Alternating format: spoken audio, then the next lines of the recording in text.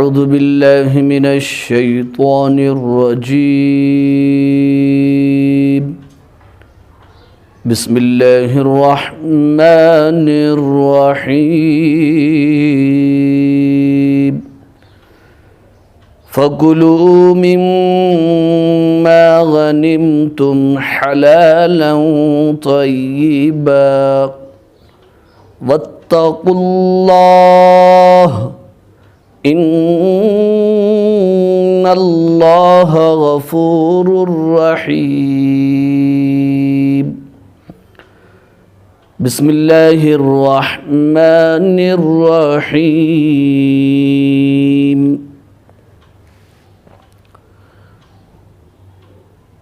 وعدكم الله مغانم كثيرة تأخذونها فعجل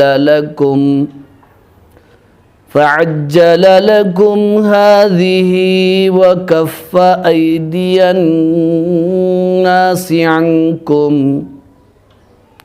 ولتكون آية للمؤمنين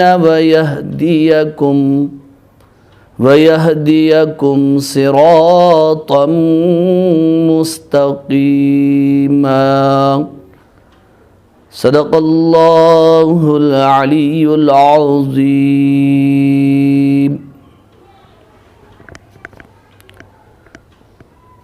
بزرگان محترم اور برادران عزیز، الحمدللہ ثم الحمدللہ، ابھی آپ حضرات کے سامنے سورہ انفال کی آیت نمبر 69 اور سورۃ الفتح کی آیت نمبر 20 تلاوت کرنے کی سعادت عظمیٰ حاصل کی گئی ہے۔ یہ دو آیتیں ان 26 یا 24 آیات میں شامل اور داخل ہے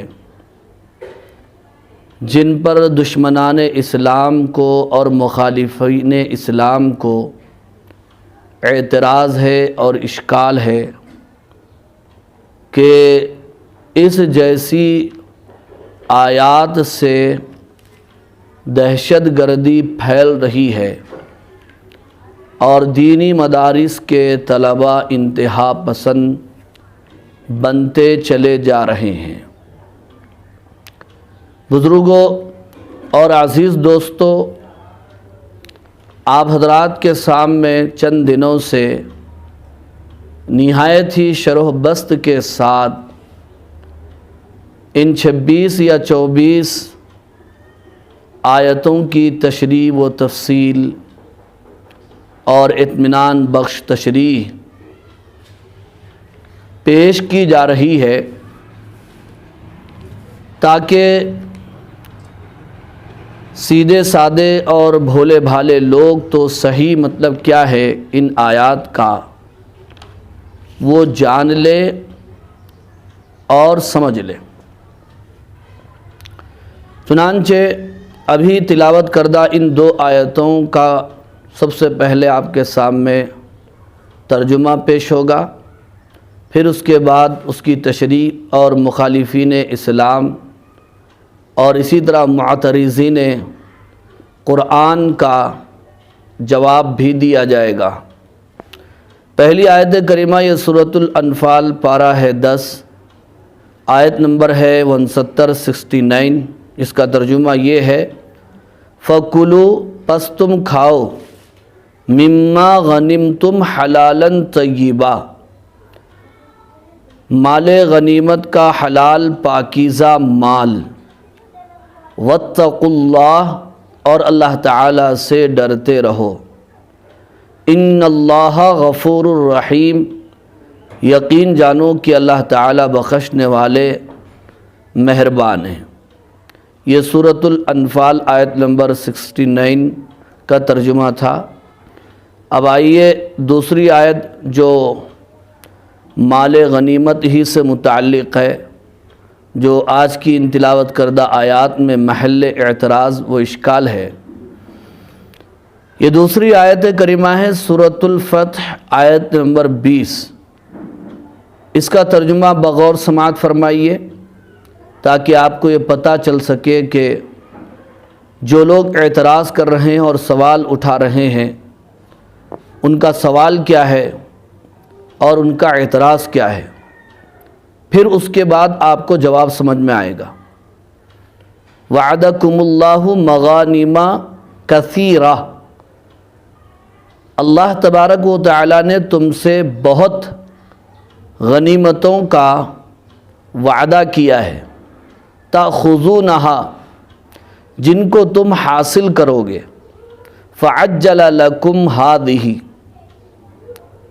پس اللہ تعالیٰ نے تم کو یہ جلدی پہنچا دی ہے، وکف ایدی الناس عنکم، اور اللہ تعالیٰ نے تم سے لوگوں کے ہاتھوں کو روک دیا، وَلِتَكُونَ آیَةً لِلْمُؤْمِنِينَ، اور تاکہ یہ نشانی ہو اہل ایمان کے لیے، وَيَهْدِيَكُمْ صِرَاطًا مُسْتَقِيمًا، اور تاکہ اللہ تعالیٰ تم کو سیدھے راستے کی ہدایت عطا فرمائے۔ ان دونوں آیتوں میں جو بات محل اعتراض ہے اور مخالفین جو سوال اٹھا رہے ہیں وہ ہے مال غنیمت پر۔ مال غنیمت پر دشمنان اسلام کا یا معترضین قرآن کا جو اعتراض ہے یا جو سوال ہے، اسے سمجھنے سے پہلے ان دونوں آیتوں کا پس منظر اور سیاق و سباق سننا اور سمجھنا لازم ہے اور ضروری ہے۔ وہ یہ ہے بزرگوں اور عزیز دوستو، پہلی آیت کریمہ جو سورۃ الانفال کی ہے وہ غزوہ بدر سے متعلق ہے، اور دوسری آیت کریمہ جو سورۃ الفتح کی ہے وہ غزوہ خیبر سے تعلق رکھتی ہے، لیکن ان دونوں آیتوں میں مشترکہ طور پر مال غنیمت کا تذکرہ آیا ہے۔ اب سوال یہ ہے کہ مال غنیمت کسے کہا جاتا ہے؟ معلوم ہونا چاہیے کہ جب مسلمان اعلاء کلمت اللہ کے لیے اور اپنے ایمان و یقین کی اور اپنے مذہب اور دھرم کی اور اپنے جان کی حفاظت کے طور پر جب لڑائی کریں جسے جہاد کہا جاتا ہے، اور دشمنان اسلام سے وہ جنگ کرے جس کے نتیجے میں مسلمانوں کو کامیابی مل جائے اور دشمن ہتھیار ڈالنے پر اور شکست کھانے پر مجبور ہو جائے، تو ایسے میں ظاہر بات ہے کہ جنگ میں بہت سارے لوگ قید بھی ہو جاتے ہیں، بہت ساری عورتیں اور مرد بھی قید ہو کر آ جاتے ہیں، اور اسی طرح میدان جنگ سے بھاگنے والے محارب یا دشمنان اسلام بہت سارا مال بھی چھوڑ جاتے ہیں۔ تو دشمنان اسلام سے جو مال حاصل ہوتا ہے اسے اسلام میں اور قرآن و حدیث میں مال غنیمت کہا جاتا ہے۔ اسے کیا کہا جاتا ہے؟ مال غنیمت کہا جاتا ہے۔ اور جو عورتیں دشمنوں کی یا اسی طرح مرد قید ہو کر آتے ہیں تو مردوں کو غلام کہا جاتا ہے اور عورتوں کو باندیا کہا جاتا ہے۔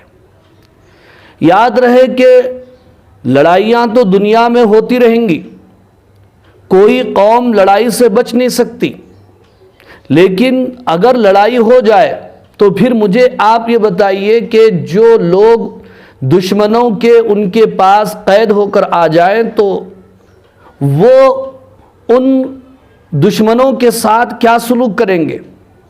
کیا یہ سلوک کریں گے کہ ہمیشہ زندگی بھر کے لیے سلاخوں کے پیچھے ڈال دیں اور ہمیشہ کے لیے ان کو ناکارہ کر دے اور ان کی زندگی بیکار کر دے، معطل کر دے، وہ یوں ہی سڑے رہیں، پڑے رہیں، ان کا کوئی کام نہیں، ان کا جینا اور مرنا دونوں یکساں ہو جائے اور برابر ہو جائے، ایک طریقہ یہ ہے۔ لیکن اسلام نے بجائے اس کے سلاخوں کے پیچھے ڈالنے میں، قید و بند کی صعوبتوں میں مبتلا کرنے کے، ان کی زندگی کو ناکارہ کرنے کے بجائے، سڑانے کے بجائے ان کو باندی بنایا۔ عورتیں ہیں تو باندی اور مرد ہیں تو غلام۔ پھر وہ باندیاں، وہ غلام، اس کے حقوق قرآن و حدیث میں بیان کیے گئے، ان کو آزاد کرنے کی ترغیب دی گئی، ان کو تعلیم اور تادیب کی تربیت دی گئی۔ حدیثیں اٹھا کر کے دیکھیے کہ ایسے قیدیوں کو غلام اور باندیاں بنایا جائے، ان کی تربیت کی جائے، اللہ تعالی بڑا اجر و ثواب عطا فرماتے۔ گناہوں، ان کی آزادی کو گناہوں کا کفارہ قرار دیا گیا تاکہ وہ آزاد ہو جائیں، ان کی تربیت ہو اور ان کو حقوق حاصل ہو۔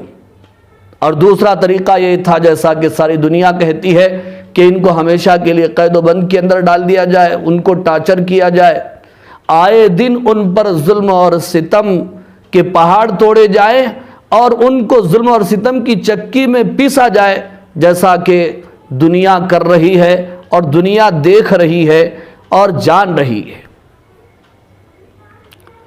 اب یہ بات تو غلاموں اور باندیوں کے متعلق تھی، اور دوسری بات، جو مال دشمنوں سے میدان جنگ میں حاصل ہو، لڑائی کے بعد اسے مال غنیمت کہا جاتا ہے۔ مال غنیمت کے سلسلے میں اسلام سے پہلے یہ طریقہ تھا کہ وہ مال جنگ اور لڑائی کے بعد کسی کھلے میدان میں رکھ دیا جاتا تھا، اور آسمان سے کوئی آگ آتی تھی، اسے جلا کر خاکستر کر دیتی تھی اور راکھ کا ڈھیر بنا دیتی تھی۔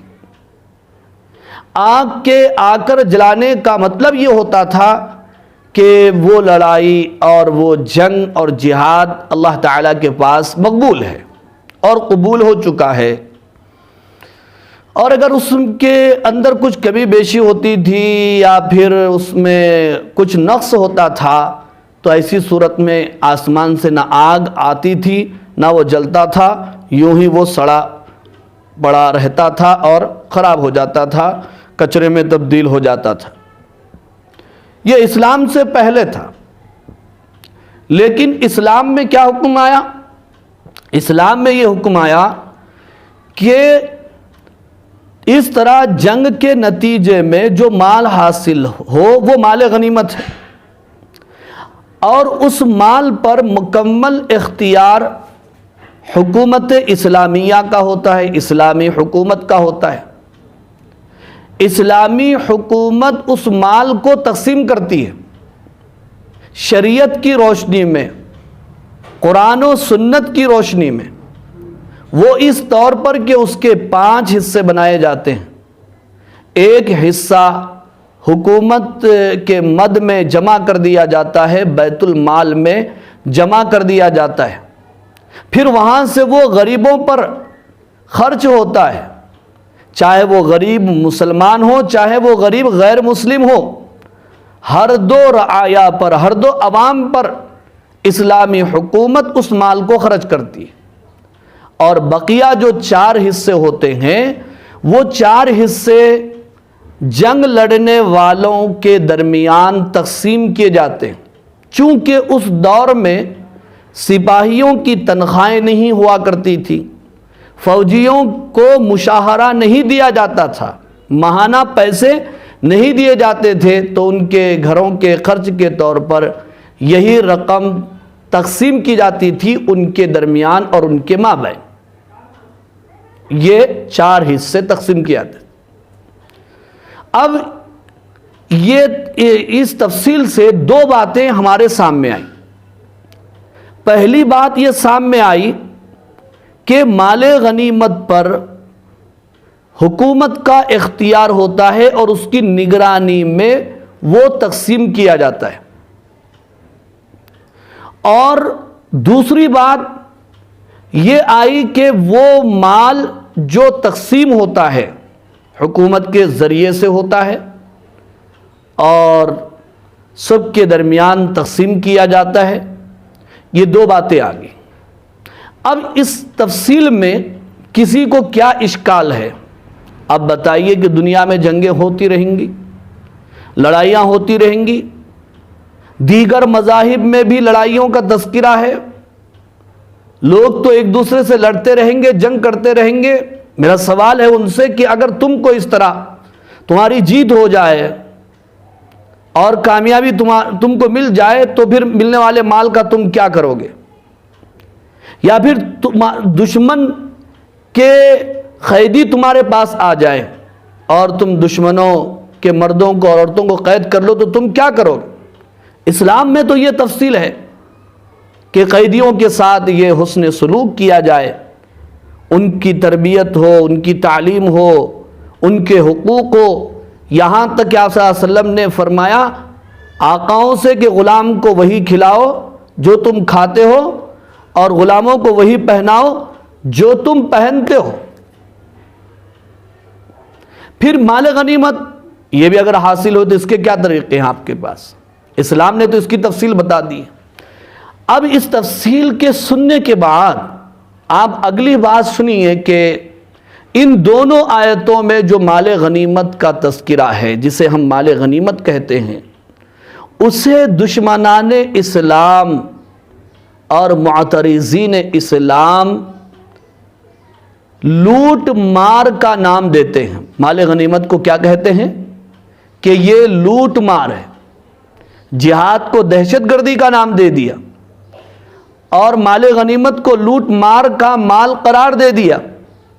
یہ لوٹ مار کا مال نہیں ہے۔ وہ یہ کہتے ہیں کہ ان دونوں آیتوں میں مسلمانوں کو یہ کہا جا رہا ہے، مسلمانوں کو یہ تعلیم دی جا رہی ہے کہ تم مطلقاً اپنے علاوہ کسی کا بھی مال جہاں دیکھو وہاں لوٹ لو۔ نعوذ باللہ، یہ تو حرام ہے۔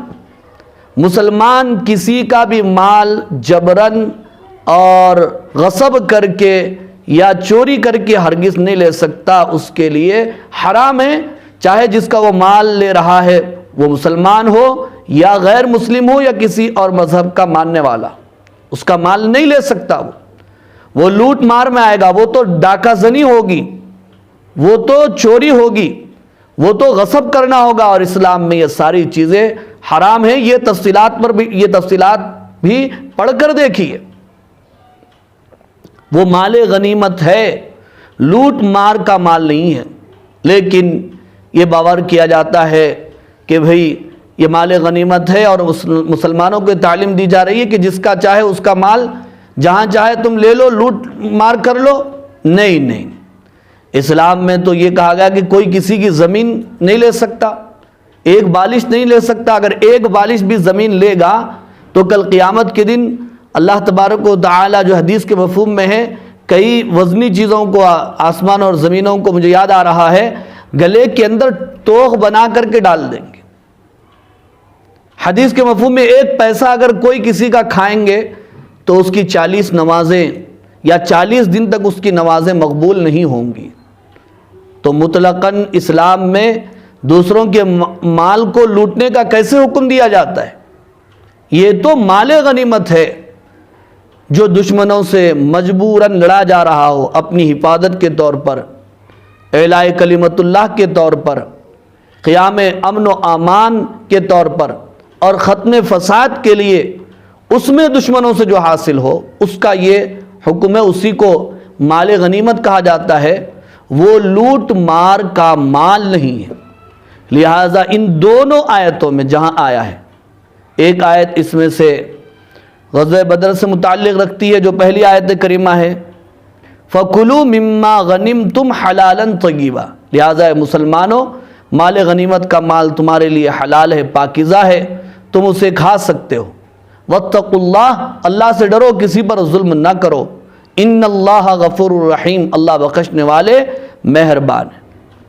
اب دوسری آیت کریمہ جو سورۃ الفتح کی آیت نمبر 20 ہے، اس میں اللہ کا ارشاد ہے، وعدکم اللہ مغانم کثیرا، اللہ تعالیٰ نے تم سے بہت سے غنیمتوں کا وعدہ کیا ہے، یعنی اگر ضرورت پڑ جائے اور تم اپنی جان کو قربان کر دو تمہیں کامیابی ملے گی، اور اسی طرح مال کا حصول بھی ہوگا، مال غنیمت کا حصول بھی ہوگا، تأخذونہا جسے تم ضرور حاصل کرو گے۔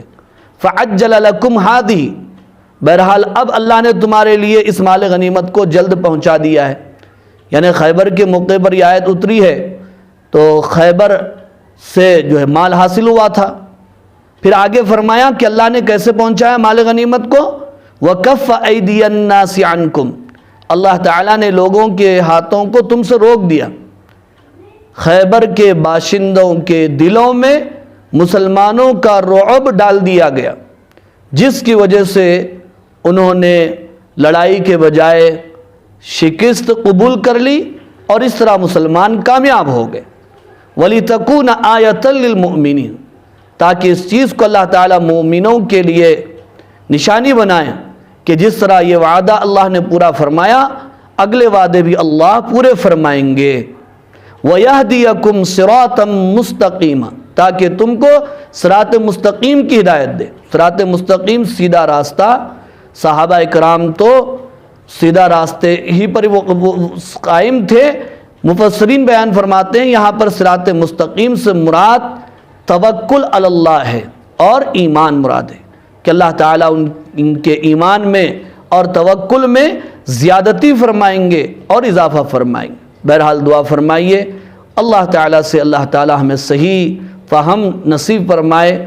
آج کا ویڈیو کچھ زیادہ ہو گیا ہے لیکن اسے ضرور سماعت فرمائیں اور اس سے کمنٹ کریں، شیئر کریں، لائک کریں اور سبسکرائب بھی کریں تاکہ زیادہ سے زیادہ لوگوں کو صحیح معلومات ہوں۔ وآخر دعوانا ان الحمد للہ رب العالمین۔